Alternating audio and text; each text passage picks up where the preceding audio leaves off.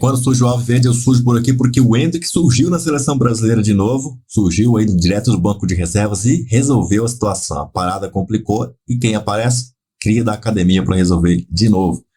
Deixe o seu like, se não é inscrito, se inscreva aqui no canal. Este é o canal do Verdão, sou o Johnny, estou contigo aqui para trazer sempre as notícias do Palmeiras e tudo que envolve o maior campeão do Brasil.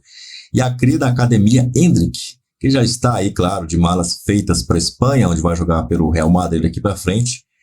Meu amigo, ele entrou aí na seleção brasileira, foi convocado pelo Dorival Júnior e ficou no banco de reservas. Mas, quando a coisa apertou, Dorival chamou o Endrick, que entrou e decidiu. E os comentaristas rasgaram elogios à cria da academia. Vamos ver aí o que os comentaristas da Plim Plim falaram do Endrick na seleção. Para você, fui fazer uma pesquisa sobre os minutos jogados por Endrick com a camisa da seleção brasileira. Ele jogou 8 minutos contra a Colômbia, ainda sob o comando de Fernando Diniz no ano passado. Depois jogou 18 minutos contra a Argentina. 19 minutos contra a Inglaterra, já sob o comando de Dorival. 45 minutos contra a Espanha. E hoje mais 30 minutos. Eu fiz as contas, eu sou bom de matemática, Mansur. Chegamos a 120 minutos jogados. 120 minutos esse menino vestiu a camisa da seleção brasileira e marcou 3 gols. Ou seja, em média, o Endrick marcou 1 gol a cada 40 minutos com a camisa da seleção brasileira. Ou seja, ele precisa de menos de um tempo para fazer um gol em média. Tudo bem, Mansur? Boa noite. São números impressionantes para um garoto prodígio dessa idade. Boa noite, Felipe. Boa noite, Alex. Todo mundo que assiste o Troca. É muito tentador, né, diante desses números, a gente falar, repetir.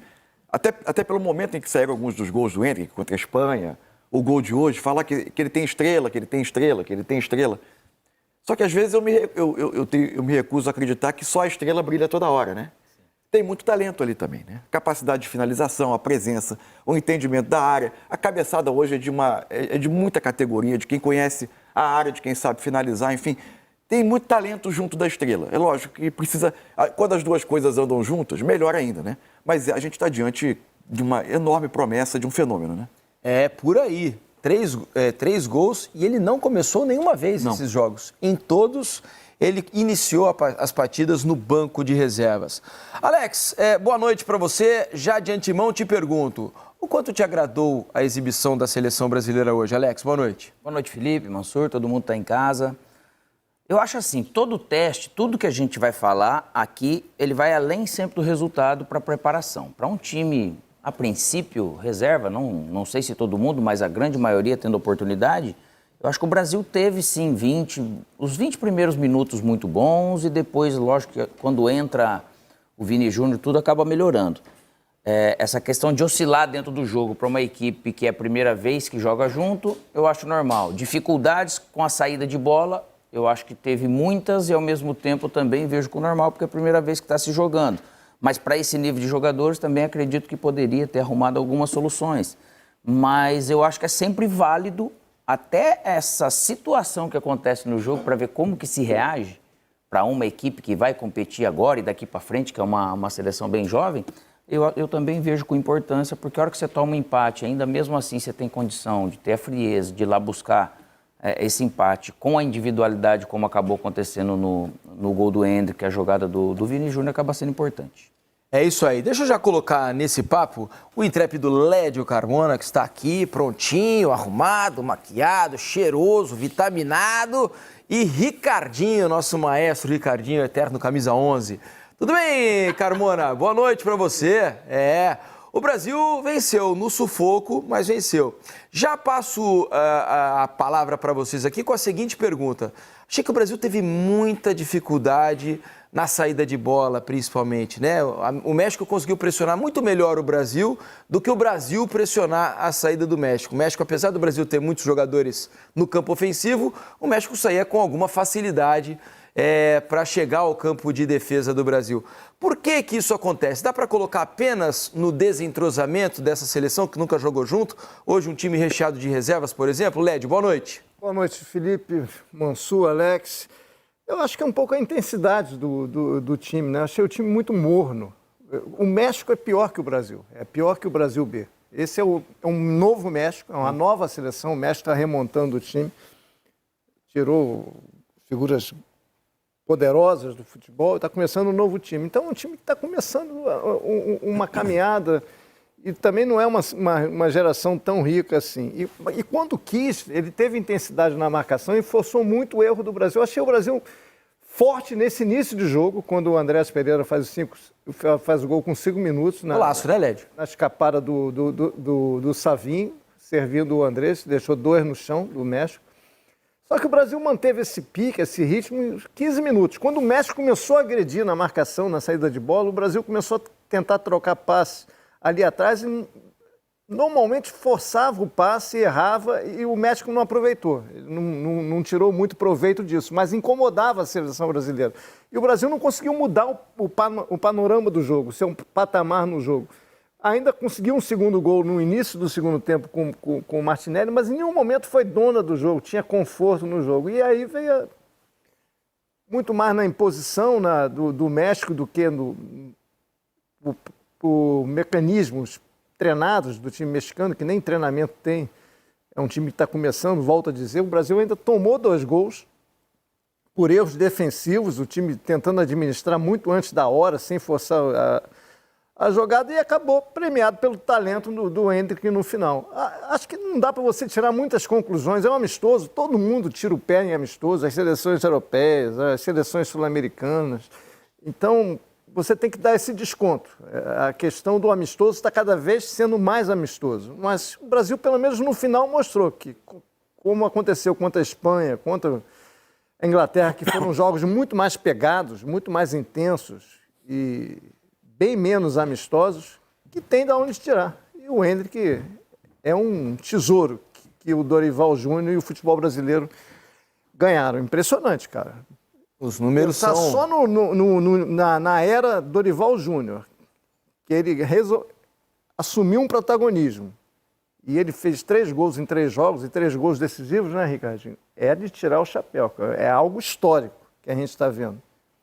Tudo bem, Ricardinho? Boa noite, meu amigo. Bem-vindo ao Troca de Passes.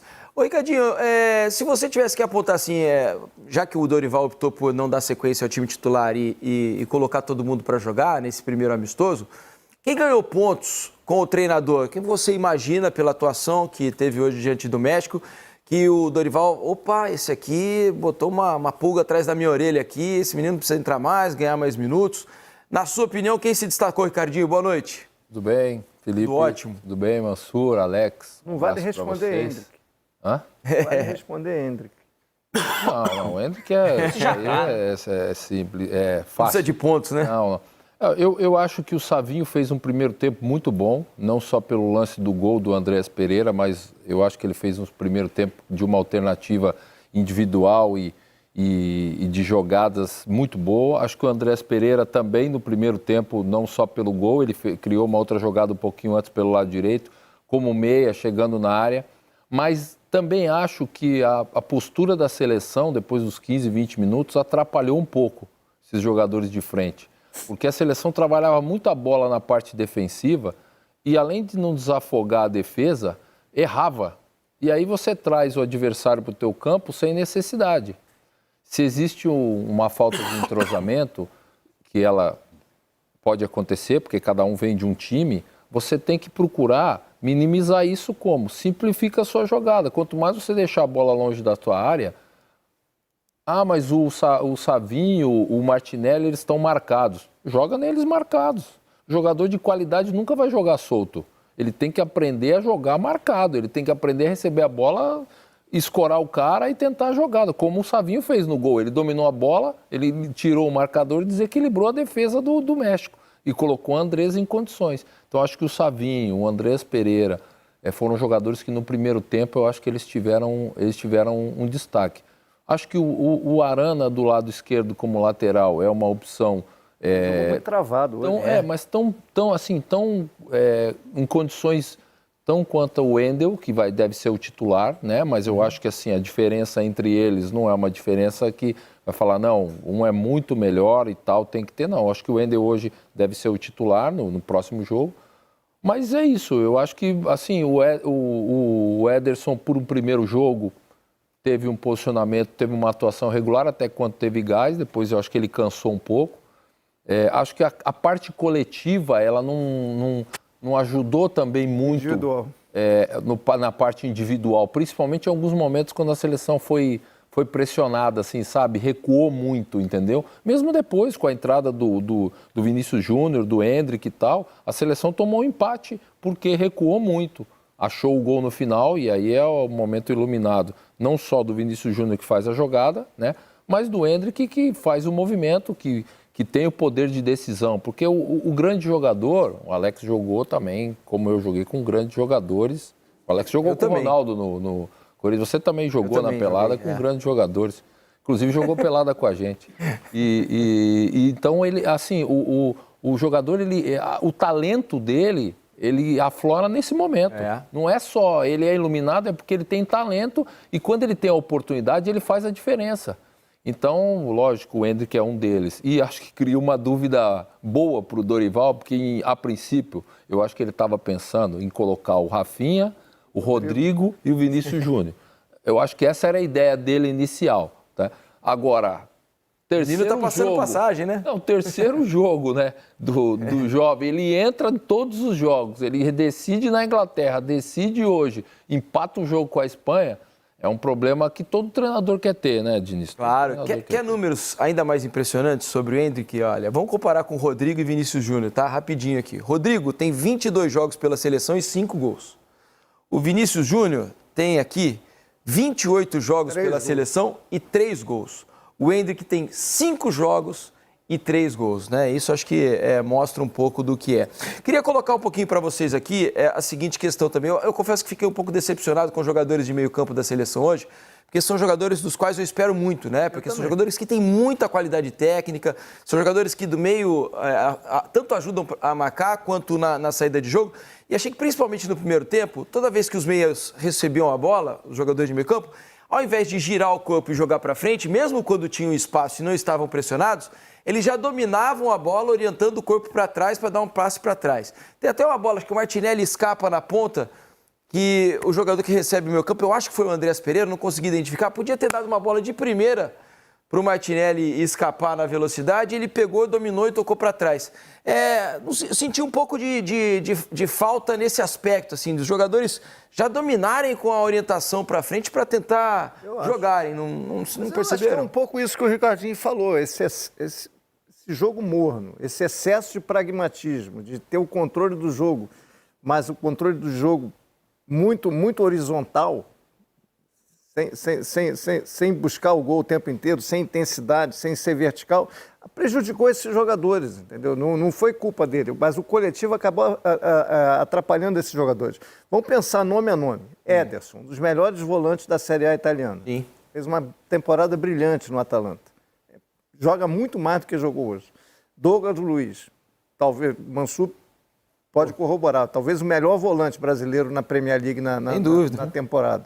Joga muito mais do que jogou hoje. Andrés Pereira fez uma ótima Premier League. Começou bem o jogo, depois também caiu de produção, fez o gol. São jogadores que podem muito mais. O próprio Arana, pelo lado esquerdo, um jogador que ataca, é agudo no Atlético o tempo inteiro. Hoje você viu, passou uma ou duas vezes no máximo. Foi muito pouco. Ian Couto subiu até mais do que ele, pelo lado direito. Então, eu acho que essa forma de controlar o jogo, mas muito horizontal, muito morna, muito... pensando muito em administrar essa característica de amistoso, acabou tirando desses jogadores a oportunidade de mostrar o brilho que eles têm. De fato, eles têm. Eles podem muito mais. Ganharam o jogo. O Brasil ganhou o jogo. Mas eu esperava mais deles. Mas eu acho que a culpa não foi deles, cara. A culpa foi da maneira com a qual o Brasil jogou, que acabou sendo premiada com o gol do Endrick no final, mas no coletivo engoliu todos esses jogadores que eu falei hoje, que eles poderiam ter mostrado muito mais. Cada um, Diniz, tem uma visão e uma filosofia, né? Eu acho que o Alex é da mesma geração que eu, não sei se ele pensa como eu. Nós somos de uma geração que, quando você queria controlar o jogo, você não controlava o jogo na parte defensiva. O controle de jogo é do meio para frente. Ele descontrolava o adversário. Você entendeu? O zagueiro, ele tem que ter um bom passe na saída de bola, mas ele tem que, o quanto antes, colocar a bola para o jogador de meio ou de frente para você controlar o jogo no campo do adversário. Porque ao mesmo tempo que você tem a bola longe do seu gol, você desafoga a sua defesa. O defensor, agora ele está posicionado e está respirando, porque daqui a pouco o adversário vem. Então, assim, a nossa criação de futebol, né, foi isso. Quando você vê o Bremer e o Militão tocar mais na bola do que o jogador de meio campo, no meu conceito, está errado. Entendeu? Por mais que eles tenham um bom passe, mas, cara, a bola não sai dali. Ah, mas eles tocaram muito mais, eles acertaram mais do que erraram. Mas o problema é que ele está numa zona que um erro, ele prejudica o resultado do jogo. Porque ele está atrás, ele está na frente do goleiro. Então, esse conceito, cada um tem o seu. O meu continua sendo esse. O trabalho de bola, de controle, ele tem que ser no meio para frente. Quando você fica com a bola atrás, você, além de chamar o adversário, você corre o risco, não tem jeito. Mas, enfim, cada um tem a sua, né, a sua maneira de ver. Eu não acho correto. Por isso que eu falei várias vezes, olha, o Brasil tem que parar de ficar trabalhando a bola atrás, porque se errar, vai dar condição ao adversário de chegar ao gol. Ricardo, e tem uma situação, estava a gente assistindo o jogo e o Felipe, né, comentando sobre isso, realmente foram muitas bolas de pegar e me estranhou até muito mais o Douglas Luiz, dele pegar e tocar para trás, para o lado. E o futebol tem momentos que você tem que... Não dá para treinar tudo, o Ricardo foi treinador, dá para você treinar tudo que vai acontecer no jogo? Não dá, ainda mais com um trabalho curto do jeito que está. Se eu estou com a marcação encaixada, eu tenho que criar um tipo de movimento para alguém receber. Isso, às vezes, é durante o jogo. Isso nós não vimos acontecer. Para esses jogadores desse nível, eles também... A gente é de uma época que você tem que procurar algum tipo de solução. Para essa bola que vem, ela chega no lateral, o Martinelli sempre aqui de costa com o cara. Pô, por que eu não posso vir para dentro? Eu abro o corredor. Se o cara marcar o corredor, ele recebe no fundo... Sabe assim, são coisas que são básicas. Eu não posso ficar 90 minutos fazendo o mesmo movimento, que hoje todo mundo é muito estudado. E se fica dessa forma, é muito fácil de você mapear. E naturalmente, se não está dando certo uma maneira que eu estou querendo sair jogando, eu preciso ter um plano B. Eu preciso ter algo, né, cara? Então o Brasil não conseguiu fazer isso, na verdade. Mas aí tem duas questões, né? Primeiro que a gente precisa sempre pensar. A gente está olhando para um time de um treinador que assumiu em março, fez 2 jogos e hoje colocou um time todo reserva em campo. Então, era natural que os mecanismos desse time fossem, de certa forma, limitados. Você não vai ter um amplo repertório para resolver problemas desde saída de bola, sob pressão adversária. A outra questão para mim é que o Brasil nunca conseguiu, aquilo que o Ricardinho estava falando, o Brasil tinha enorme dificuldade de se colocar no campo adversário com a bola controlada. Porque o México, a maneira como o México bem, né? pressionava o Brasil... O México tinha quase sempre 2 linhas de 4 e 2 homens na frente. Esses 2 homens na frente, se a bola estava com um dos zagueiros do Brasil, o homem desse lado pegava o zagueiro, o outro pegava o volante, oferecia como única opção de passe o outro defensor. E os outros estavam com encaixe individual o campo inteiro.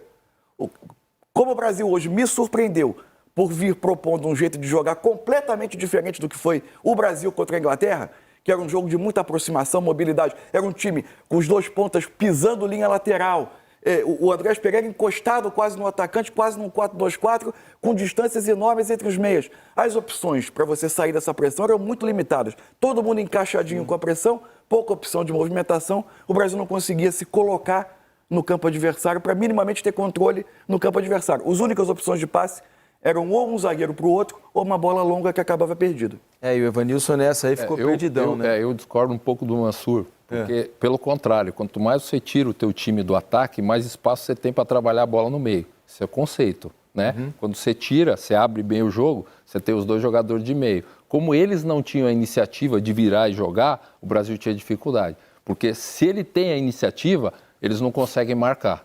Essa que era a grande diferença. Quando você tira, né, os jogadores do seu campo, e o Brasil fez isso, né, você tem mais espaço para trabalhar a bola. É o contrário. Aí você tem a obrigação de sair para jogar. E não jogar para trás como fez. E outra coisa, quando o jogador está marcado, não adianta ficar esperando só o treinador avisar, vem para dentro. Cara, toma a iniciativa, meu.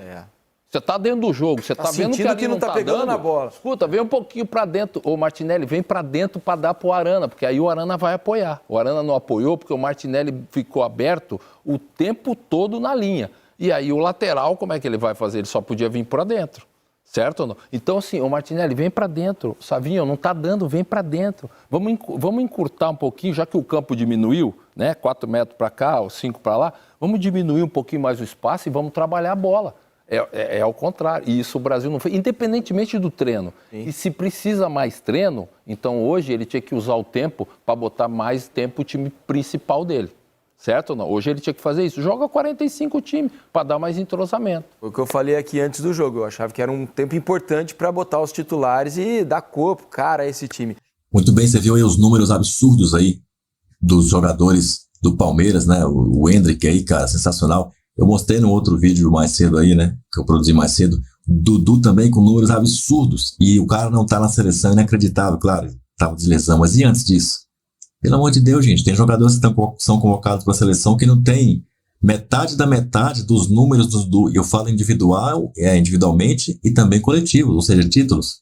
Não tem títulos individuais, prêmios, melhor craque do campeonato, melhor jogador do país, do campeonato, do que seja. Não tem a estatística que o cara tem pelo clube que ele defende, não tem os títulos pelo clube que ele defende, não tem expressão, cara, não tem... É inacreditável. É por isso que o Brasil não ganha a Copa. É por isso que o Brasil não tem os melhores mais. Os melhores, os caras que fazem a diferença, não estão lá. E qual a desculpa, geralmente? Os da Europa são os melhores. Os melhores que vêm pro Brasil tomam chapéu desse Dudu aí. Caso do Willian, que estava na seleção, vários jogos, até a Copa o cara jogou. Vem pro Brasil, toma chapéu do Dudu. É isso. Não ganhou um título pelo Corinthians. Dudu ganhou 12 pelo Palmeiras. O cara não conseguiu ganhar do Dudu. E o Endrick deitando, brilhando aí, né? Vai pro Real Madrid, mas não se esqueça, Real Madrid. Não se esqueça. Endrick é cria da academia. Se você gostou do vídeo, vai gostar da dica que eu vou trazer para você agora. Para você faturar um cascalho bacana, trabalhando umas 2 horas por dia. Se quiser trabalhar mais, trabalha para ganhar mais ainda. Mas já vai ganhar um cascalho bacana. Só você seguir tudo que vai ser dito no link que tá aqui, tá? Comentário fixado. O primeiro comentário aqui, ó, é o comentário fixado.